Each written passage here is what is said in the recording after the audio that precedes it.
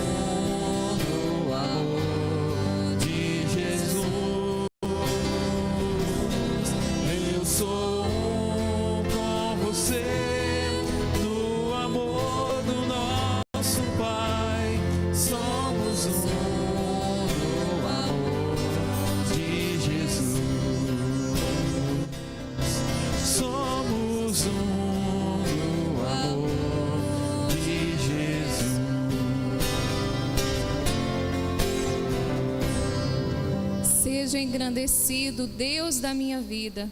Nós possamos nessa manhã entoar o nosso melhor louvor ao Deus das nossas vidas.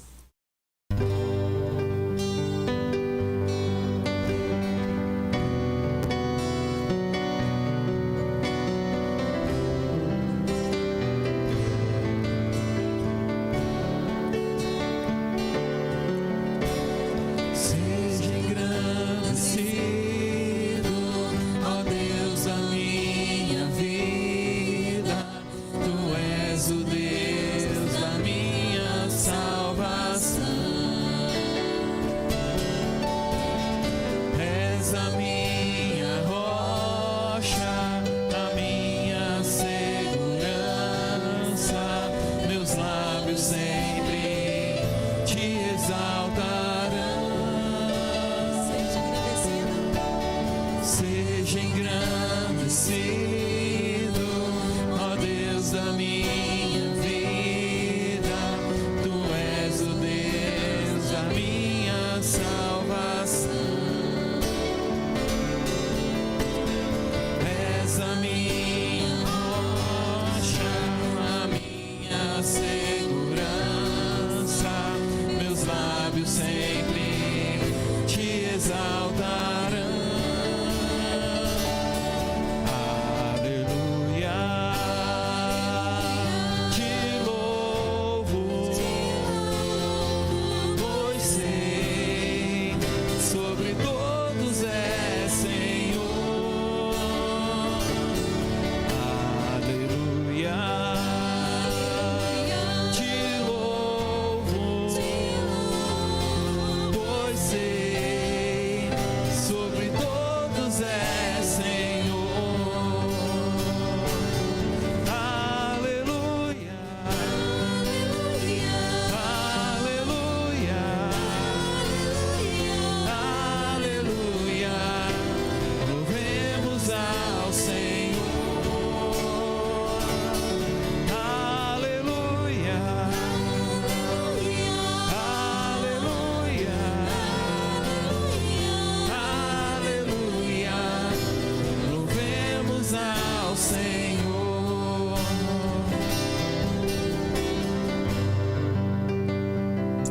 Vamos orar. Senhor, nosso Deus e Pai, nós te agradecemos, Senhor, porque o Senhor nesta manhã nos trouxe aqui na tua casa para podermos aprender mais de ti, ó Deus. E nós, como servos do Senhor, estamos aqui entoando louvores ao teu santo nome, porque nós estamos neste mundo para te adorar, Senhor. Louvado seja o teu santo nome, ó Deus, das nossas vidas. Nós sabemos, ó Deus, que o Senhor é o nosso Paizinho e nós temos nos agradado com o Senhor todos os dias, porque o Senhor tem feito maravilhas nas nossas vidas, ó Pai. Sabemos disso, reconhecemos, Senhor, o tão grande és Tu para conosco, ó Deus. Tu és o Deus desta igreja, dessa casa, dessa família, Senhor. Nos ajude, ó Pai, a estarmos continuamente na Tua casa. Que nós possamos, ó Deus, todos os dias estarmos ansiando a presença do Senhor.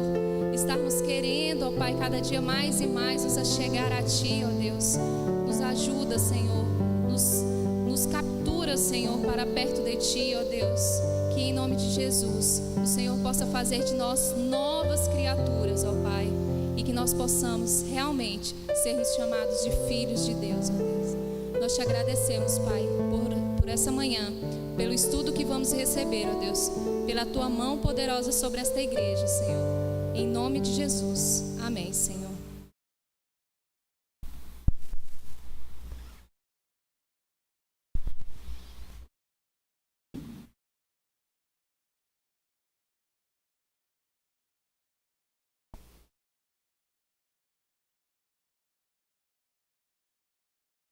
Os nossos avisos dessa semana são os nossos dias de culto, os nossos horários de culto. Nossa escola dominical, domingo às 9 horas, escola bíblica, como está acontecendo agora. Domingo à noite, o culto de adoração a Deus. Terça-feira, às 19h30, nosso culto de oração. E às quintas-feiras, às nossas 19h30, o nosso culto de estudo bíblico. Desde já estão todos convidados. Os avisos da semana são nossa Cesta do Amor, que graças à colaboração dos irmãos, semana passada 2 famílias puderam ser beneficiadas. Então, a nossa oração e o nosso pedido é que os irmãos continuem sempre, doando, e o nosso agradecimento também a todos. do ano para que mais famílias possam ser beneficiadas. Temos 2 desafios aí, né, irmãos? Vocês já perceberam já no nosso boletim, eu costumo chamar de terceira página, lá no finalzinho. Temos 2 desafios aí para os irmãos. Um é complete o versículo, né? E o outro é um desafio bíblico aí para descrever o enigma, né? Então são 2 brincadeiras aí que os irmãos possam estar estudando e aprendendo um pouquinho mais, né?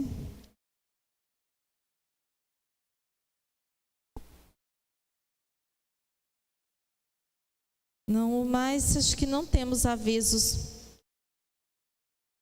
dessa semana e os irmãos podem. Quem está na sala dos adultos hoje? A sala dos adultos hoje está. Ah, tá, Adriano. Então vamos dividir em sala. Agora só as crianças podem ir, né? Os adolescentes e os jovens ficam.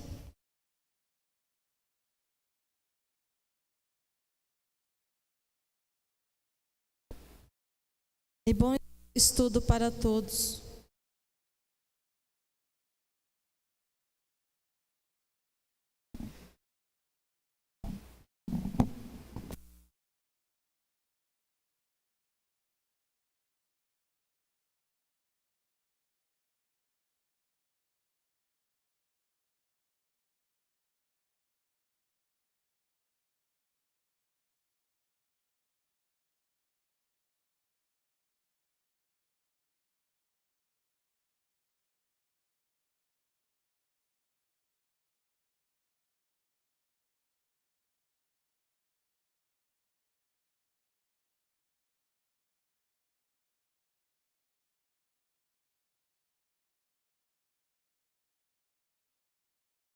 Bom dia, que Deus possa nos abençoar, continuar abençoando as nossas vidas.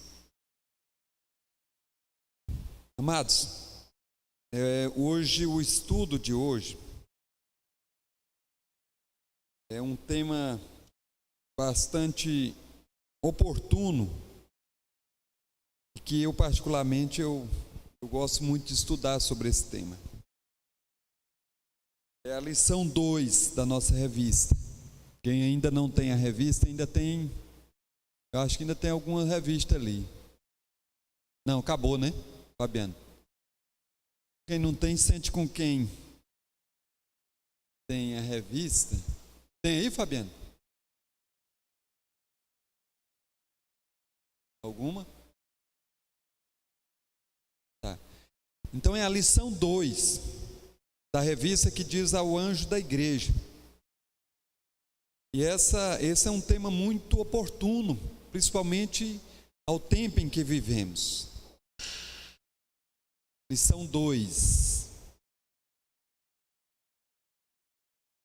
da nossa revista aí, né? Apocalipse, capa dela, né? Então, vamos orar mais uma vez, pedindo a clareza do Senhor para as nossas vidas, pedindo que Ele mesmo fale aos nossos corações e que Ele mesmo possa estar plantando essa mensagem, a nossa alma, os nossos corações, as nossas vidas. Vamos orar?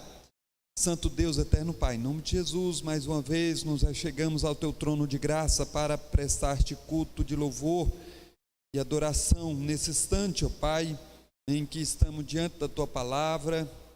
Nós pedimos que o Senhor possa trazer luz ao nosso entendimento e que o Senhor possa quebrantar os nossos corações, muitas vezes cauterizados, ó Pai, pelo pecado, pelo mundanismo, pelas coisas que nos rodeiam. Que o Senhor possa causar impacto e incomodação aos nossos corações.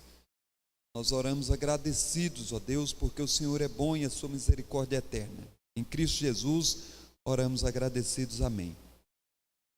Queridos, o nosso texto encontra-se no livro de Apocalipse, no capítulo 3, texto base, né? Livro de Apocalipse, Nós vamos abrir lá nesse livro.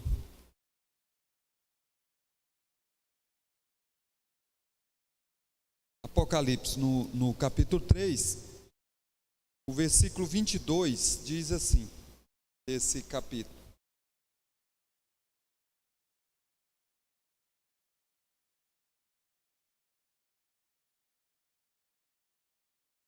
Três, 22. Quem tem ouvidos, ouça o que o Espírito diz às igrejas. Amém? Interessante esse versículo. Quem tem ouvidos, ouça. Queridos, mas antes de adentrar a lição, eu estava pensando sobre uma mente cauterizada. Eu estava pensando o que é isso, né? É importante nós pensarmos antes de adentrarmos a lição, para nós tentarmos tirar maior proveito dessa lição. E aí, como nós temos muitas mulheres aqui, nessa manhã, eu estava pensando se eu viesse aqui à frente, para falarmos de culinária, né? Então, se eu trouxesse o seguinte tema: ensiná-los a fazer arroz, ou ensiná-las a fritar um ovo. Certamente, todos nós aqui, não só as mulheres, mas até os homens, né, Chico? A gente ia, naturalmente, a nossa mente seria cauterizada para isso, porque é algo que a gente parece que aprende sem precisar ser ensinado, né? Fazer um arroz ou fritar um ovo. Tanto é que é motivo de chacota para as mulheres recém-casadas que não sabem sequer fritar um ovo, né? É por isso que até hoje a gente brinca com a amada irmã e amiga em Cristo, porque ela não tem esses dotes culinários, a gente fica enchendo o saco dela, né? Mas se nós fôssemos trazer alguém aqui à frente para dar uma palestra, para ensiná-las a fritar um ovo, certamente vocês iam achar que o tema não tem importância alguma, e vocês iam logo pensar assim: o que eu estou fazendo aqui?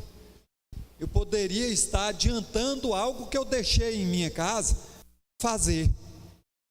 Você logo estaria pensando numa roupa que deixou de passar, numa carne que deixou de tirar do congelador para preparar o almoço. E aí você vai estar pensando: poxa, mas aprender a fritar ovo, o que eu estou verdadeiramente fazendo nessa manhã? Eu vim aqui para perder meu tempo. E era isso que nós estaríamos pensando quando você chega e numa expectativa, e um tema é algo que você está rotineiramente acostumado a ouvir. Por que eu falo isso, queridos? Porque com a palavra de Deus não é diferente. Por isso é que o versículo 22, ele traz uma palavra que é meio estranha, né? Quem tem ouvidos, ouça o que o Espírito diz à igreja, às igrejas, né? Então, naturalmente, que quem tem espírito, quem tem ouvidos é para ouvir, né?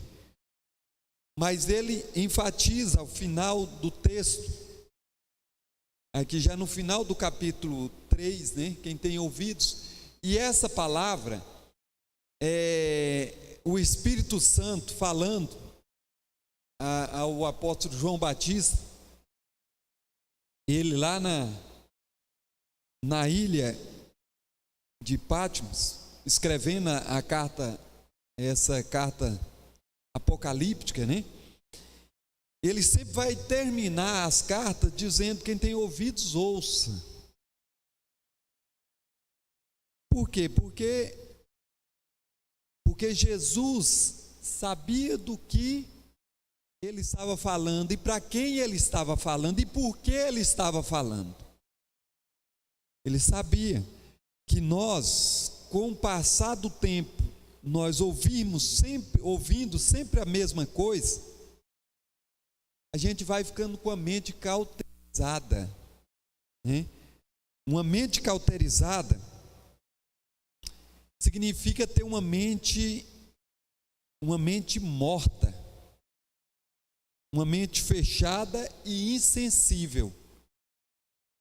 É aquela coisa que as nossas mães sempre repetiam a mesma conversa, né? Pra gente, aí você vai ficando, já vem minha mãe com aquela mesma ladainha, né? É um professor, uma professora repetindo a mesma história. E aí você pensa, lá vem a professora com aquela mesma ladainha.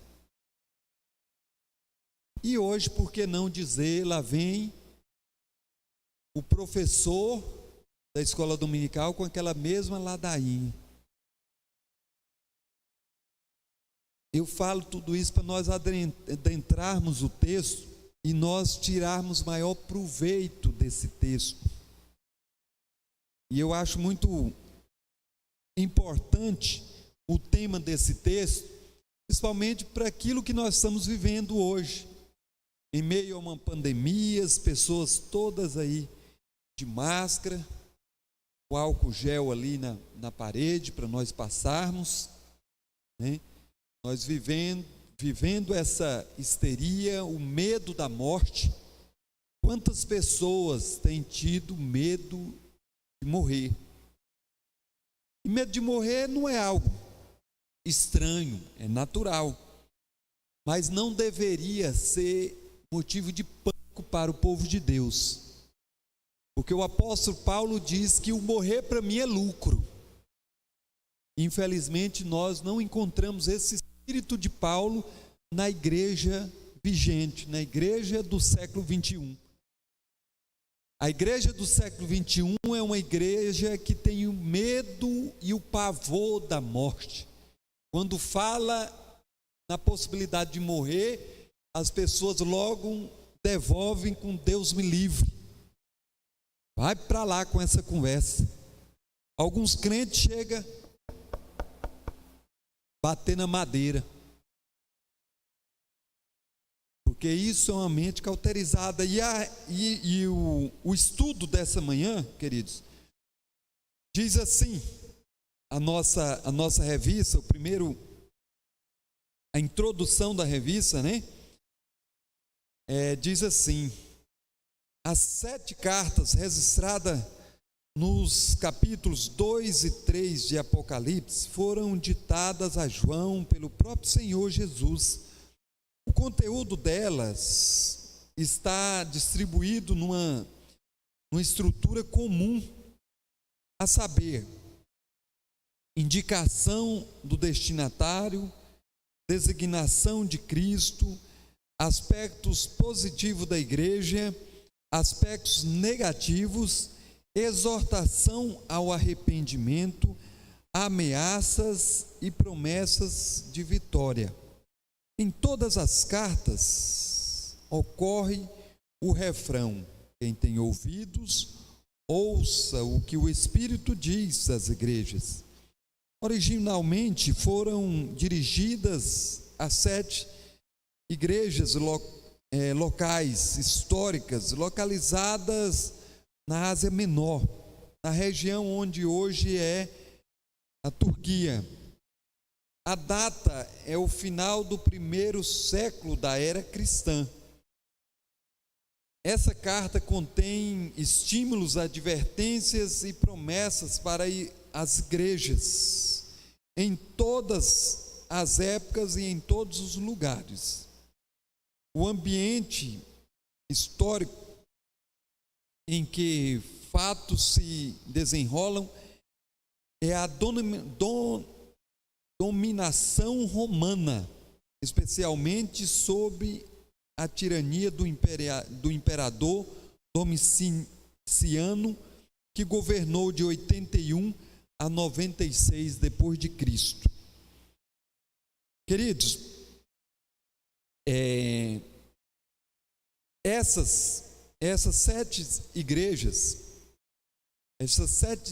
foram implantadas pelo apóstolo Paulo em suas viagens missionárias.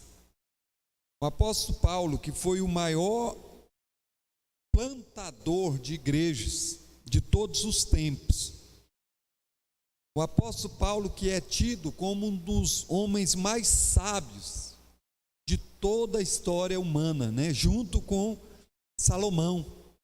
O apóstolo Paulo é esse homem. E foi ele quem plantou essas igrejas na Ásia Menor, que hoje encontra-se na Turquia, né? Esse determinado local. E o interessante, queridos, é que essas igrejas quase todas já não existem mais. Quase todas essas igrejas já não existem mais. Então isso é um fato interessante. E nos nossos dias, nós sabemos que nós é que somos o templo do Espírito Santo. Aquele antigo templo de Salomão, né, construído por Salomão lá em Jerusalém, ele já não existe mais. E hoje o próprio templo do Espírito somos nós mesmos. E é nós que temos que zelar desse templo. Aqui, por que eu falo isso? Porque esses templos aqui, essas igrejas que foram plantadas pelo apóstolo Paulo, já não existem mais. Igrejas essas que nós vamos ver aqui logo em seguida, nós vamos ver a particularidade de cada uma delas. E por que Jesus fez questão de escrever essas particularidades de cada uma dessas igrejas? Justamente para que nós pudéssemos nos identificar com cada uma dessas igrejas. Eu digo a vocês que cada uma dessas igrejas, nós temos algo em comum com cada uma dessas igrejas. E o que é mais importante de nós pensarmos ao final de analisarmos cada ponto, cada tópico de cada uma dessas igrejas, é pensarmos em qual caminho nós estamos trilhando. Será que a semelhança dessas igrejas descritas aqui, nós estamos no caminho de morte? Porque essas igrejas morreram. Essas igrejas já não existem mais. E se nós somos o templo do Espírito Santo, de que forma nós estamos tratando esse templo? Vamos ver aqui, por exemplo, sobre essa cidade onde estavam as igrejas. E é importante sabermos o seguinte: primeira igreja, primeira cidade, Éfeso,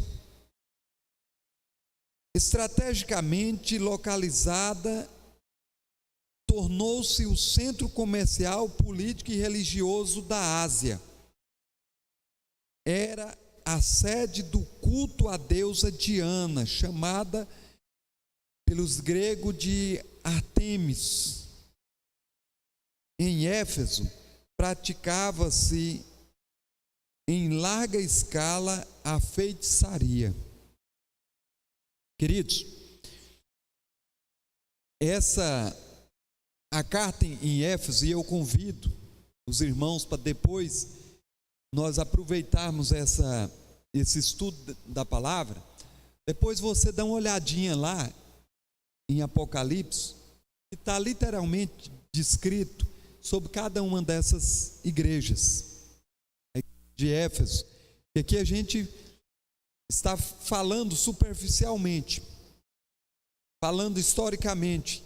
Éfeso, ela tem algumas coisas muito interessantes, e aí eu quero trazer para os irmãos, para vocês perceberem a sutileza, como o mundo, como o inimigo traz as coisas para o nosso tempo, e nós absorvemos essas coisas sem sequer percebermos.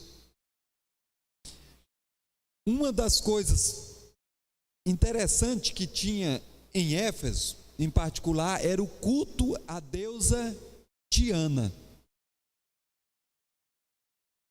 E que deusa é essa? Olha como o mundo é sutil. Nós temos aí uma série de filmes, agora lançado pela Marvel, em que os nossos adolescentes amam por demais. Até eu mesmo gosto do filme, né? Mas o que eu quero falar desse filme e trazer para vocês é a sutileza na qual o mundo traz isso para nós, e a gente abraça como sendo algo espetaculoso. A Marvel lançou o filme da Mulher Maravilha. E aí, de cara, ela já mata 2 coelhos com uma pancada só, né? Ela trata da questão, todo o contexto do filme da Mulher Maravilha, até os desenhos animados, né? Nós, desde a época de criança lá em Barbacema, a gente conhece o desenho da Mulher Maravilha e o filme, né? E agora, recentemente, tem o filme. Ali ele já trata da questão do feminismo, né? Que é uma coisa que o mundo veio através dos desenhos animados, filmes, colocando em nossa cabeça essa coisa da mulher ganhar o espaço na sociedade, a mulher forte, a mulher poderosa, a mulher isso, aquilo, papá. E ela foi usando esses mecanismos para inculcar em nossas cabeças tudo isso. Nós nem sequer temos tempo para adentrarmos a questão do feminismo. Não é isso que eu quero tratar. E o outro ponto, eles colocam, agora mesmo, o último filme da Marvel, da Mulher Maravilha, eles mostram lá literalmente, né, a questão da deusa Diana, né? A Mulher Maravilha, o nome dela, para começar no filme, é Diana, né? Então ela no filme está lá na região da Turquia, e aí aquela deusa Diana é chamada para defender a humanidade, né? Então, de maneira sutil, eles colocam e vendem uma história, uma imagem de uma deusa que defende a humanidade. E aí, através de um filme bacana, muito, muito bem orquestrado, muito bem organizado, a gente, no subconsciente, a gente já começa a achar muito legal aquilo, muito bacana.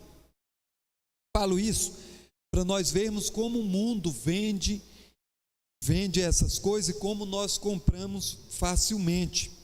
Outra coisa que poucas pessoas sabem, outra coisa muito sutil, é que por volta do ano 300 da era cristã, foi feito um concílio da igreja católica. Foi feito um concílio na cidade de Éfeso, em que eles adotaram a Maria como a mãe de Deus, aquela história toda, né? Nós conhecemos. Justamente em Éfeso, aonde havia uma deusa chamada Diana, houve um concílio da igreja em que instituiu Maria como uma deusa, né? Uma espécie de Deus. Infelizmente, a igreja católica não gosta quando a gente fala instituir uma deusa, né? Mas esse foi o objetivo. Interessante que justamente na cidade de Éfeso, aonde havia uma divindade conhecida no mundo todo, ela foi instituída na cidade de Éfeso, no concílio de Éfeso. Está lá nos anais da história, não é eu que estou falando. Quem queira conferir o que eu estou falando, você pesquisa e você vai encontrar a verdade do que eu estou falando. Então, queridos, falando isso para nós, eu estou tentando contextualizar o que o estudo quer nos trazer, né? Isso era Éfeso. Esmirna, cidade portuária, rica, próspera, era um importante centro de culto ao imperador romano. Havia ali uma forte colônia de judeus, hostis à igreja cristã, os quais foram chamados de sinagoga de Satanás. Uma coisa interessante em Esmirna é essa colônia de judeus. E aí, queridos, judeus é quem nasce na Judéia, é quem nasce em Judá, judeu. Judeu é o verdadeiro israelita, israelense hoje, né? Na época bíblica chamava, nos tempos modernos chama israelense. E aí as igrejas neopentecostais, elas têm essa coisa muito forte de carregar a bandeira de Israel, né? E aí eles têm esse culto ao Estado de Israel. As igrejas neopentecostais têm muito isso. É muito comum você ver nos carros de crente neopentecostais a bandeira de Israel. Eles não são representados nem pelo o peixinho ali, praticamente foi substituído o peixe, que é o símbolo cristão, pela bandeira de Israel, porque eles têm isso, os neopentecostais, essa coisa do culto ao Estado de Israel, achar que Israel é um Estado supremo para Deus, né? E aqui nessa carta a Esmirna, o apóstolo o João escreve, né, do próprio Senhor Jesus, e faz questão de nos apresentar esse grupo de judeus hostis à igreja cristã. Obrigado, meu irmão.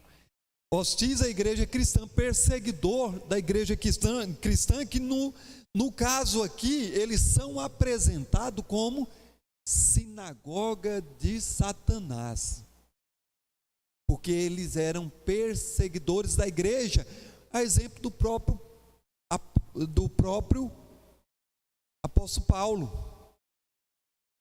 que era um perseguidor da igreja antes de converter-se ao cristianismo. Ele era verdadeiramente um judeu perseguidor da igreja. E aí ele converte-se ao cristianismo, ele aceita a palavra de Cristo, e aí passa a ser esse pregador, esse propagador da palavra de Deus. E a próxima igreja, a igreja de Pérgamo, importante centro político, religioso e cultural, tornou-se na Ásia o principal local de adoração ao imperador romano. Era também um centro de culto a vários deuses, principalmente a Zeus, Atênia, Dionísio e Esculápio. Queridos, mais uma vez, essa igreja de Pérgamo, a palavra de Deus diz que ela tornou-se um centro de adoração ao imperador romano. Esse imperador Domiciano, ele, segundo a história, esse foi um dos piores imperadores romanos.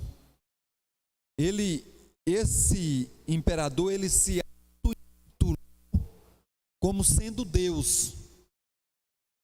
E como sendo Deus, ele obrigou o culto a ele.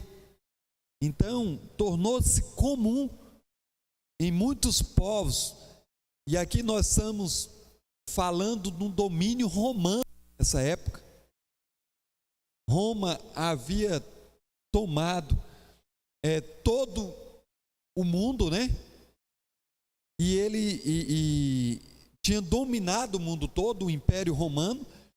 E esse imperador Domiciano, porque até então os demais imperadores, eles eram cruéis, mas eles até então não tinham se classificado como sendo o próprio Deus. E até então eles não exigiam o culto a eles. Mas esse imperador Domiciano, ele exige que ele seja adorado, porque ele se auto-intitulou Deus, Senhor dos senhores. Era assim como ele se via. E aí, queridos, recentemente eu li um livro muito interessante, e que muito me chamou a atenção para os nossos dias, e que, observando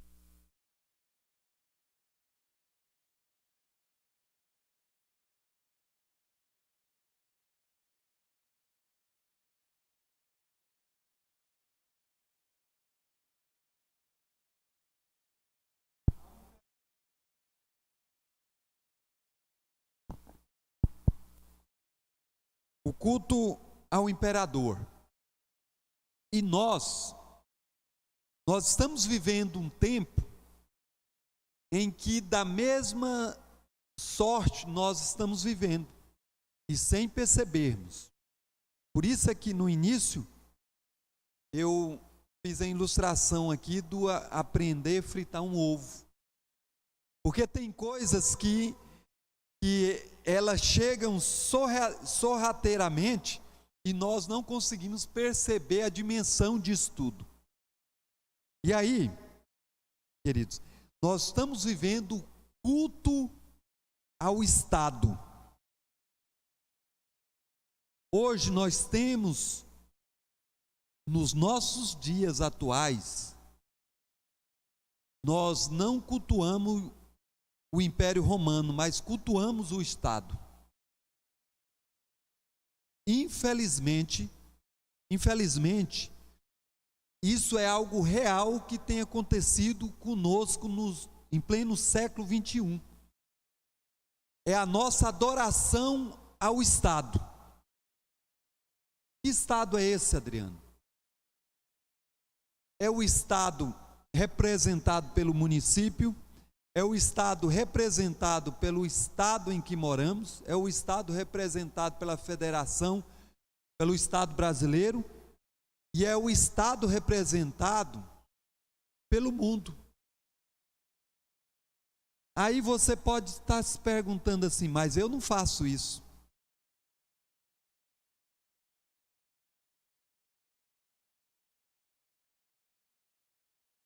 E aí eu devolvo a pergunta para vocês.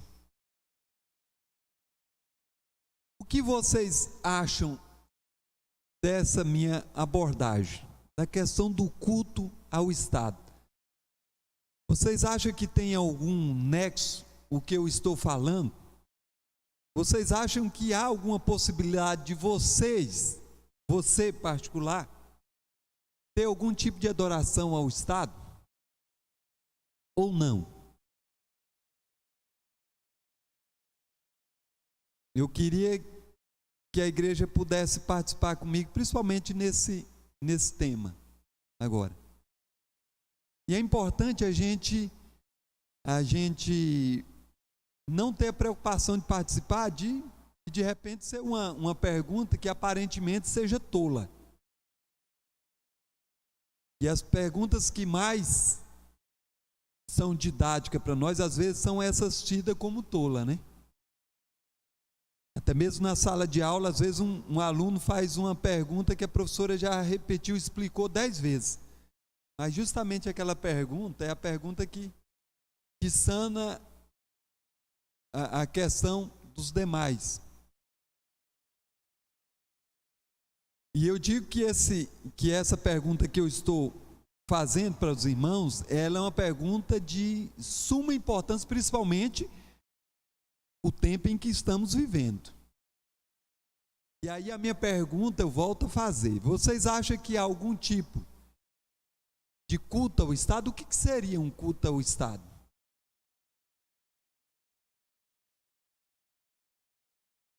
Que referência é essa? Porque aqui na igreja de Pérgamo, e aí enquanto eu estou falando, se alguém quiser falar, pode levantar o dedinho que eu paro e deixo nós fazermos essa. Enquanto não levantarem a mão, eu estou entendendo que a pergunta não está elaborada. Quer fazer?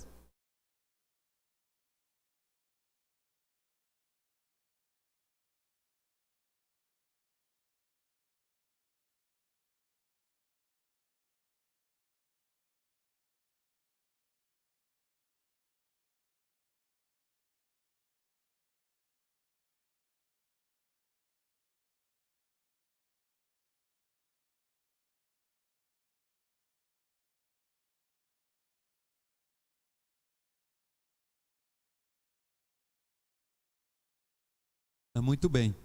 Eu até queria que nós tivéssemos um microfone para que todos ouçam o que está sendo colocado, né? Todos ouviram? E, né?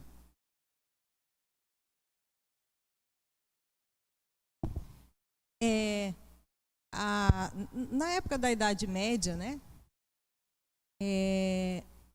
A igreja, ela tinha um poder sobre o Estado. Então a igreja ela era uma instituição não apenas religiosa, mas uma instituição política também, né? Então ela governava e havia essa estreita relação da igreja com o Estado, porque a igreja representava o Estado. Hoje o que eu vejo é que a igreja não governa mais o Estado, né? É o Estado que governa todas as coisas. Mas há ainda essa estreita relação da igreja com o Estado, com relação a algumas leis, algumas coisas que são colocadas e que às vezes a gente toma como verdade simplesmente porque foi o Estado que colocou, né, determinadas coisas. E a Bíblia diz que a gente tem que olhar todas as coisas à luz da palavra. Alguém disse certa vez, e até o pastor falou aqui na frente, né? Aquilo que é lei, todas as leis do Estado, elas servem para nós, elas têm que ser seguidas. E o pastor fez até um questionamento, falou, aquilo que é bíblico que tem que ser seguido. Aquilo que não é bíblico não tem que ser seguido. Por exemplo, como é que se faria na China se a igreja seguisse as leis do Estado? Como é que se faria no Irã? No Irã, teve um moço que foi condenado à morte. Eu não sei se é isso que o Adriano está falando. Mas teve um irmão que foi condenado à morte por ser cristão, né? Ou seja, a lei do Estado condenando o irmão. Então, assim, nessas realidades que são mais óbvias, a gente observa claramente que a lei do Estado milita contra a lei de Deus. Mas e na nossa realidade? É a cultura. É a cultura que muitas vezes milita contra a igreja. São ideologias que são pregadas, né, pelo Estado e que milita como a igreja. São pensamentos, filosofias que são sorrateiramente colocadas para nós e que milita contra a igreja, o que a meu ver é pior, porque elas vêm travestidas de verdade e nem sempre a gente consegue perceber, como se percebe na China, no Irã e nesses países em que a igreja é perseguida.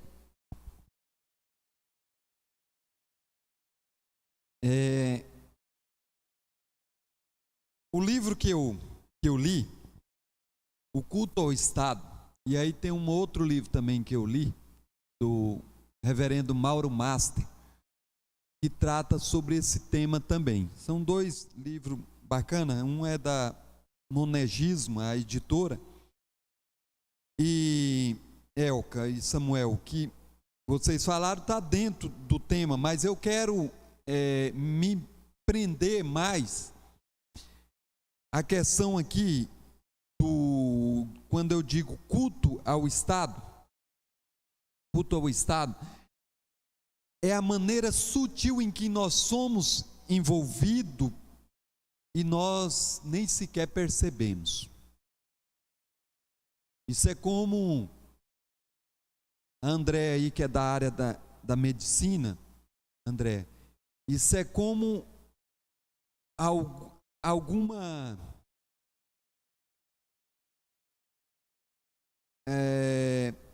como eu digo, um verme, alguma coisa que aloja-se dentro de você e você não percebe. Quando você vai perceber, já é praticamente tarde, porque ele já é parte do seu corpo. Então esse culto ao Estado em que nós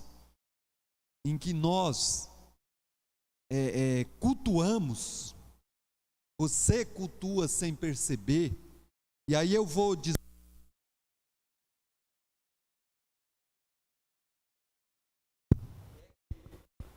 nós temos que tomar vacina, e o Estado aqui, e o que eu quero mostrar para vocês, que o Estado é mais do que um prefeito, o Estado é mais do que um governador, o Estado é mais do que um presidente, o Estado é algo impregnado em nossa mente, na nossa alma. E aí nós esperamos sempre a última palavra do Estado. Por exemplo, a nossa igreja hoje está funcionando porque o Estado liberou para funcionar.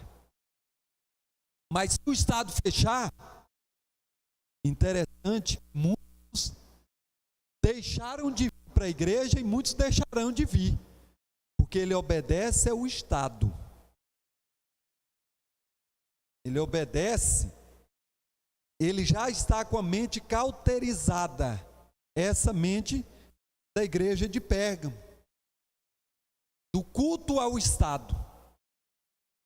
Ah não, o Estado baixou um decreto, igrejas tudo fechado. Tem uma igreja aí, que eu não vou me referir o nome, mas quando saiu o decreto, ela fechou, e aí ela abriu agora, no final do ano, reabriu. Ficou praticamente 7, 8 meses sem funcionar. E aí tem um amigo meu que é dessa denominação, eu até perguntei, mas e aí, os irmãos voltaram para a igreja, depois desse tempo todo? Ele até falou que voltou sim. Ela funcionava virtualmente através da televisão, né? Tem uns cultos na televisão. Tá? E assim, queridos, quem se posiciona para o Estado é tido como ridículo.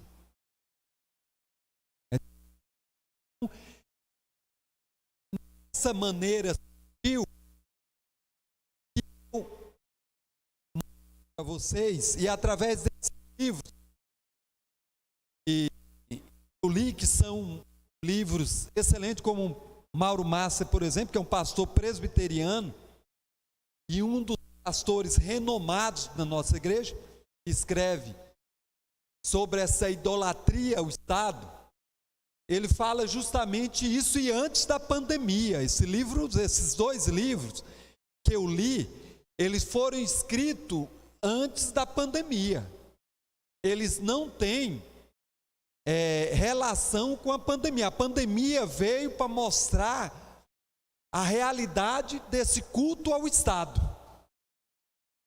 A última palavra hoje não é a palavra, é o Estado.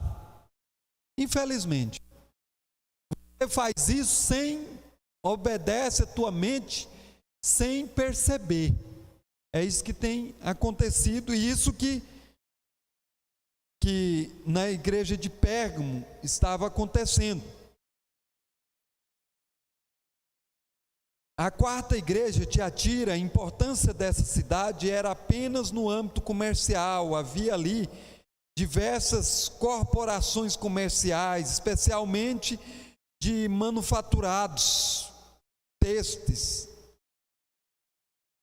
Lídia era dessa cidade.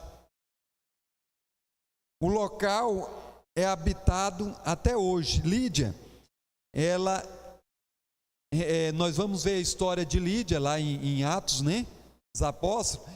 E uma mulher que muito contribuiu com a pregação do evangelho, a propagação da época. Ela era uma das mantenedoras de Paulo, Lídia, porque ela era uma mulher comerciante na cidade de Tiatira, e ela, através dos seus recursos, ela era uma das que era mantenedora do trabalho do apóstolo Paulo.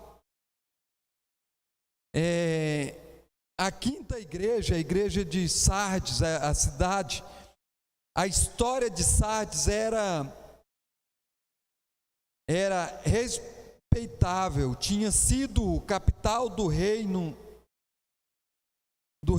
da Lídia, no século VI a.C. Posteriormente, um centro do governo persa.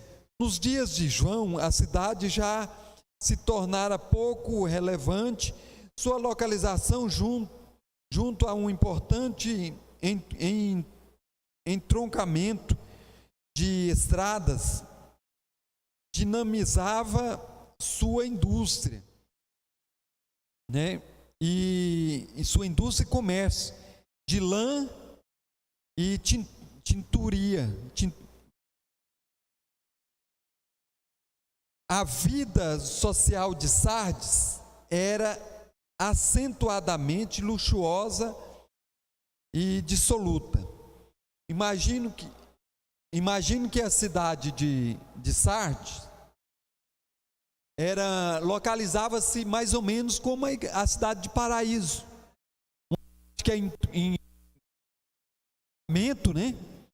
Saída para o sul do Pará, ligando ao Maranhão, ao oeste da Bahia, e cidade que é a BR-153, das rodovias do nosso país, né?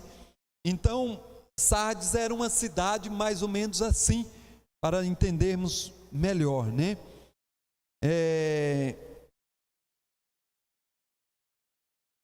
Filadélfia era uma cidade castigada por terremoto, tornou-se notável pelo número de templos e festividades religiosas.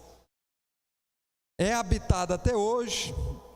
Ali ainda é possível ver muitas ruínas na antiga cidade, né, na parte antiga. Laodiceia, localizada num entroncamento de 3 estradas importantes, tornou-se um grande centro bancário e industrial. Era famosa pela qualidade de seus produtos de lã e também pela escola de medicina que ali existe. Eram tratadas especialmente doença dos olhos.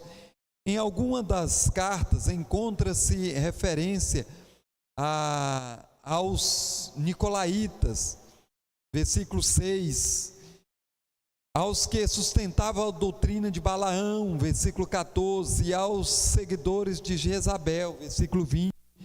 possivelmente eram todos adeptos de seitas que tinham em comum a idolatria, o comer coisas sacrificadas a ídolos, a prostituição e a lealdade ao imperador, a linguagem simbólica, ao imperador. E aí novamente a gente vai ver esse culto ao imperador, né? E aí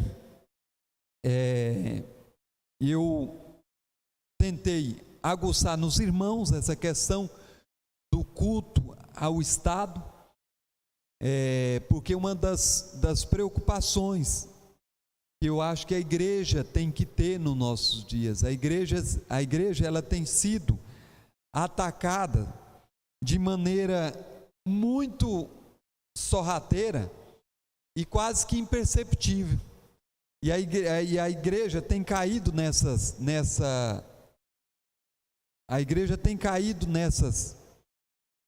ciladas sem perceber. A igreja tem sido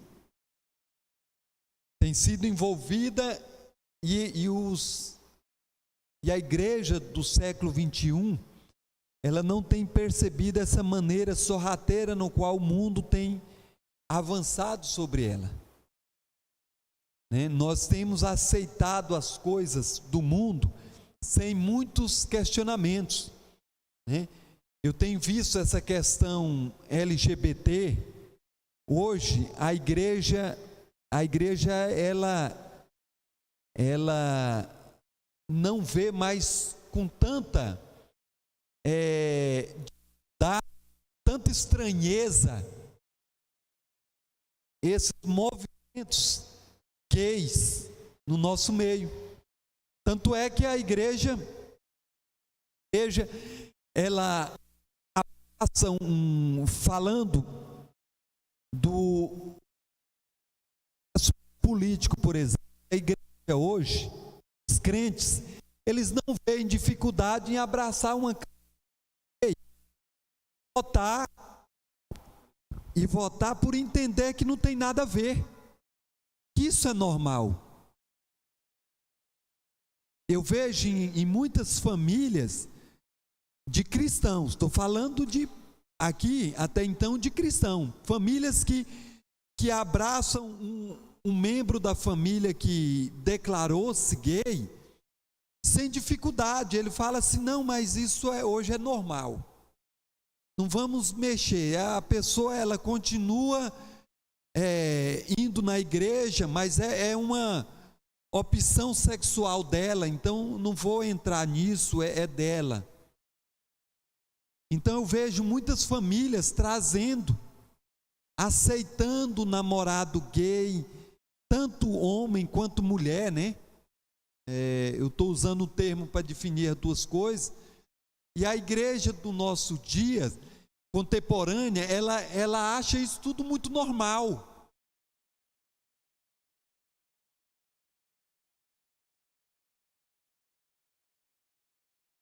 A Elka está falando, a Elka está lembrando aqui da igreja presbiteriana americana. Parte dela já aceita o casamento gay. Então a igreja presbiteriana do Brasil, há uns 12 anos mais ou menos, né, Otanael? A igreja em concílio, ela rompeu com a igreja americana por entender que isso é inaceitável.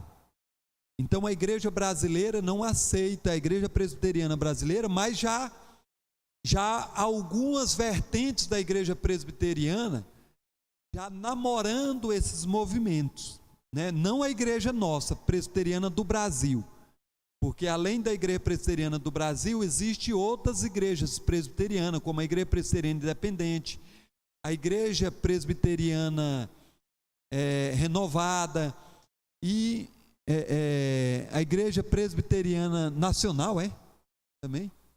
Parece que é. Então, assim, tem outras igrejas que têm namorado esses movimentos modernos. Mas a igreja presbiteriana, graças a Deus, tem sido muito firme na sua direção e tem tomado muitas decisões nos últimos 10 anos, decisões importantes, como romper com a maçonaria, por exemplo. Hoje a igreja presbiteriana, ela não batiza quem é maçom. A igreja presbiteriana aqueles que eram maçom já há muito tempo e que são membros da igreja presbiteriana, a igreja presbiteriana entendeu que não expulsaria esses maçons, mas eles não podem ser votados como oficial da igreja. Eles não podem ser oficial da igreja. Não pode ser diácono, presbíteros, né? E aqueles maçons que convertem-se na igreja presbiteriana, eles não podem ser mais batizados. Eles têm que deixar a maçonaria para poder ser batizado, né? Então, eu estou falando tudo isso, e aí já terminando a nossa escola dominical,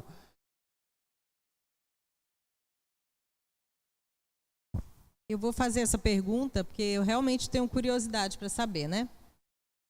Bom, caso o Estado aprove a lei do aborto, como aconteceu lá nos Estados Unidos, né? O que aconteceria se uma irmã da igreja, membro da igreja, cometesse o aborto? Como é que a igreja deveria lidar? Eu falo em termos de liderança, em lidar com essa situação, né? Essa irmã que, por vontade própria, né, ela tivesse feito o aborto. Eu sei que é uma pergunta difícil, né? Que nunca aconteceu isso, né? Mas eu deixo isso aí para os presbíteros.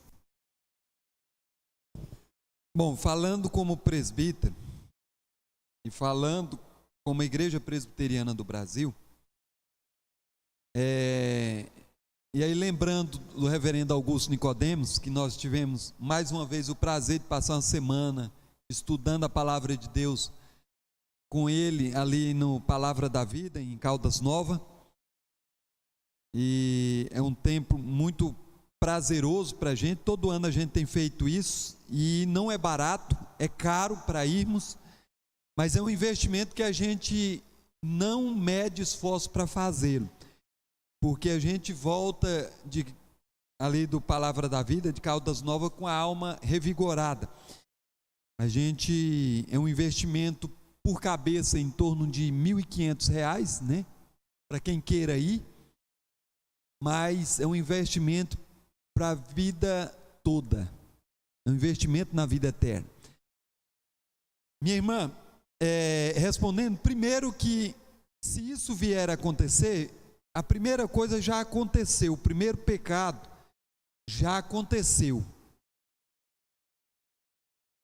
Que normalmente, quando se fala de aborto, 99% nós estamos falando de moças solteiras.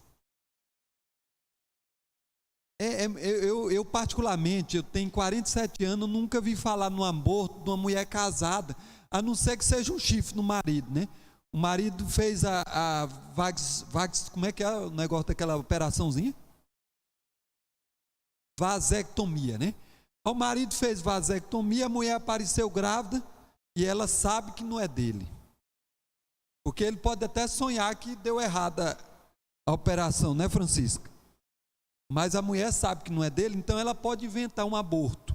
Então, primeira coisa é que aí nós já tivemos o primeiro pecado da infidelidade, da traição. E se sendo a moça solteira, nós já tivemos o primeiro pecado também, que é o pecado da infidelidade a Deus, é o pecado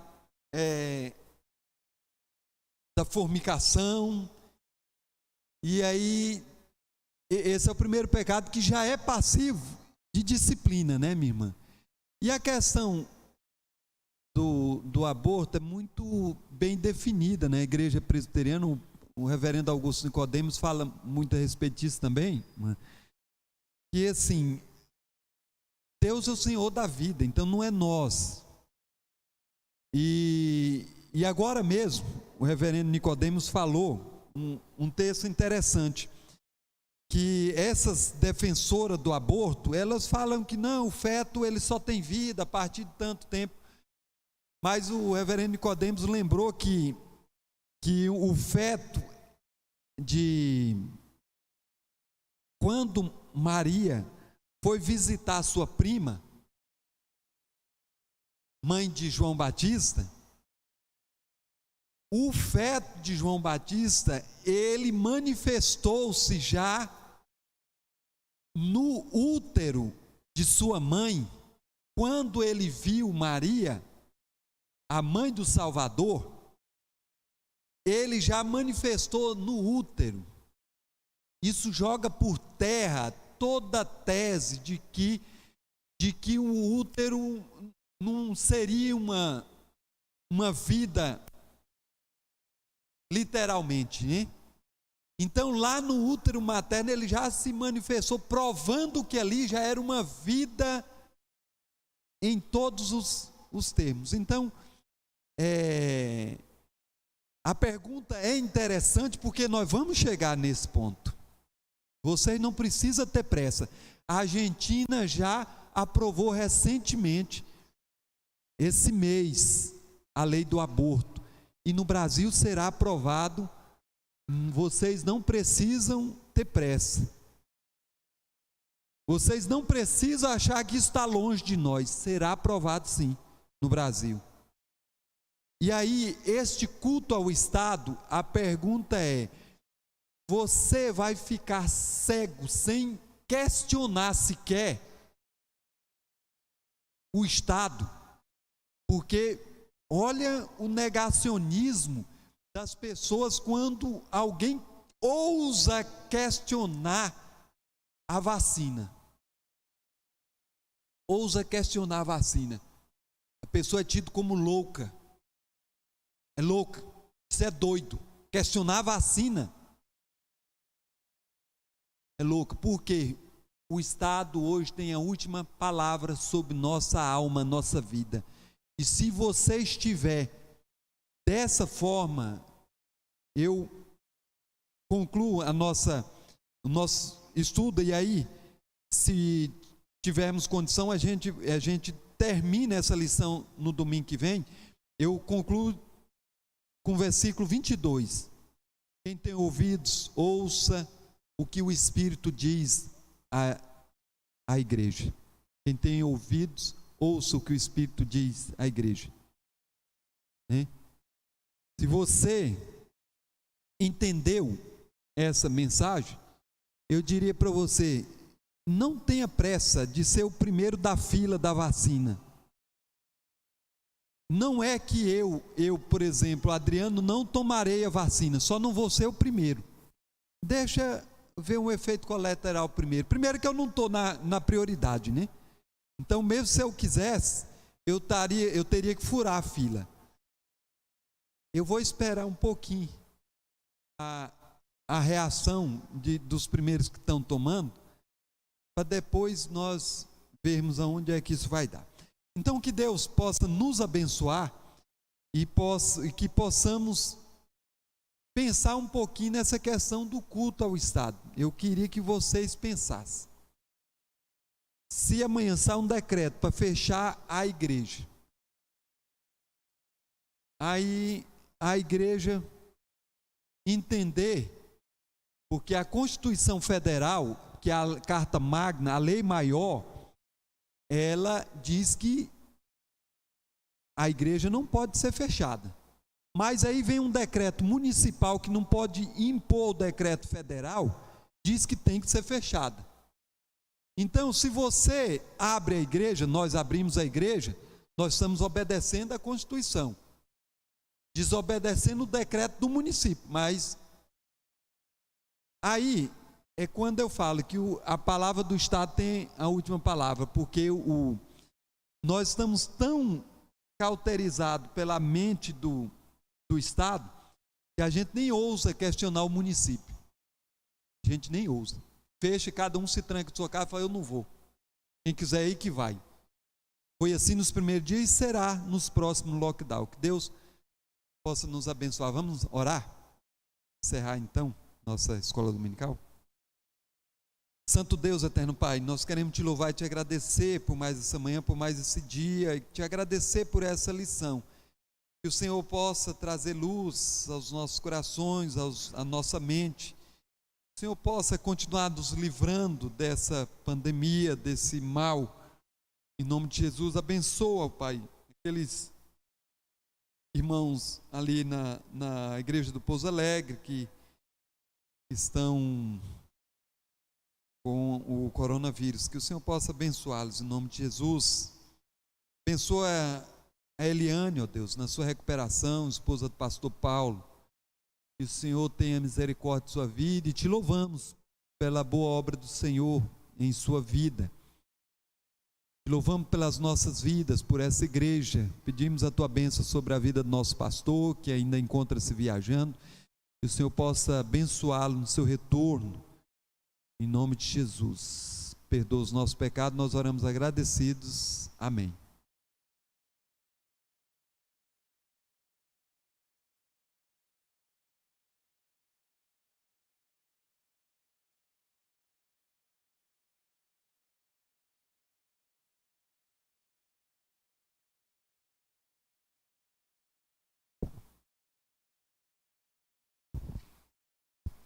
Relatório dominical, domingo 24 de janeiro. Pequeninos de Jesus, matriculados 3, presentes 2, ausentes 1, total de 2 com 2 Bíblias. Joias de Cristo, matriculados 3, presentes 1, ausentes 2, total de 1 com 1 Bíblia. Versículo. Vencedores por Cristo, matriculados 9, presentes 4, ausentes 5, total de 4 com 4 Bíblias. Heróis da Fé, matriculados 27, presentes 7, ausentes 20, 2 visitantes, total de 9 com 9 Bíblias.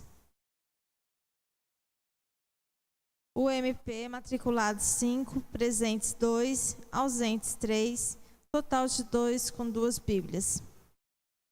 Oficiais e professores, matriculados 13, presentes 9, ausentes 4, total de 9 com 9 Bíblias. Total geral, 60 matriculados, 25 presentes, 35 ausentes, visitantes 2, total de 27 com 27 Bíblias. Total do domingo anterior. Matriculados 60, presentes 43, ausentes 17, visitantes 2, com um total de 45 e 41 Bíblias. Tá?